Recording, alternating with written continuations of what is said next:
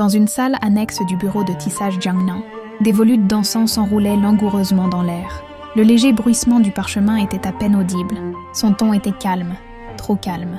Chaque mot tombait avec la précision silencieuse d'un couteau. Il était assis droit au banc du magistrat, le visage impassible, austère. Ce regard ne portait pas la moindre familiarité. Seulement la froideur d'un chasseur évaluant sa proie. La fumée flottait lourde dans l'air immobile. Le silence s'installa. À travers le doux crépitement des documents, Xiaolingyu entendit la pointe du pinceau descendre. Un coup de caresse discret, mais qui semblait sceller son destin. Puis, il parla. Sa voix n'était ni forte ni douce, mais chaque mot piquait comme une aiguille. L'entreprise de la famille, Xiao prospère. Leur audace l'est tout autant. Instinctivement, Xiaolingyu leva les yeux, lui lançant un regard nerveux. Mais elle n'osa pas parler. « Connaissez-vous la sanction pour fraude fiscale ?» Soudain, clac.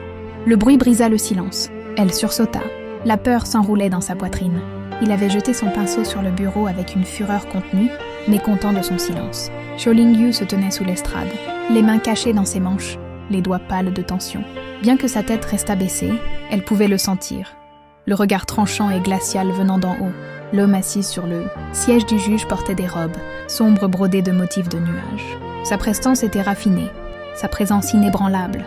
Pourtant ses yeux brillaient d'une froideur qui transperçait l'os. Elle avait pensé qu'il s'agissait d'une petite correction à un rapport de tissage. 3 pétitions formelles juste pour obtenir cette réunion. Pourtant, dès qu'elle entra dans la salle, un regard la figea sur place. Ces yeux-là, elle s'en souvenait. Froid, profond, implacable. Des yeux capables de voir jusqu'à l'âme. Un simple regard, et elle savait. C'était lui. Et ce n'est que maintenant, après toutes ces années, qu'elle a pris son vrai nom. Lu Zichou, vice-ministre des Revenus. Le confident de l'empereur. Un homme qui tenait les rênes des allocations, militaires et de la surveillance. Fiscal dans la capitale, contrôlait les cordons de la bourse de l'Empire. Un homme au sommet du pouvoir.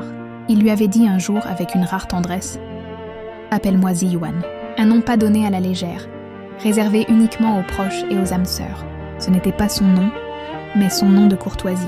Et il n'aurait pas dû la reconnaître. À l'époque, ils s'étaient séparés sans jamais échanger de vrai nom. Elle avait disparu sans laisser de traces, comme si elle n'avait jamais existé. Avant qu'elle ne puisse prononcer un mot, sa voix coupa la porte, froide comme le givre. « Pas besoin de défense, madame. N'es-tu pas venue pour te confesser ?» Son cœur se serra. Ce n'était pas une enquête, c'était un jugement déjà prononcé. À ses yeux,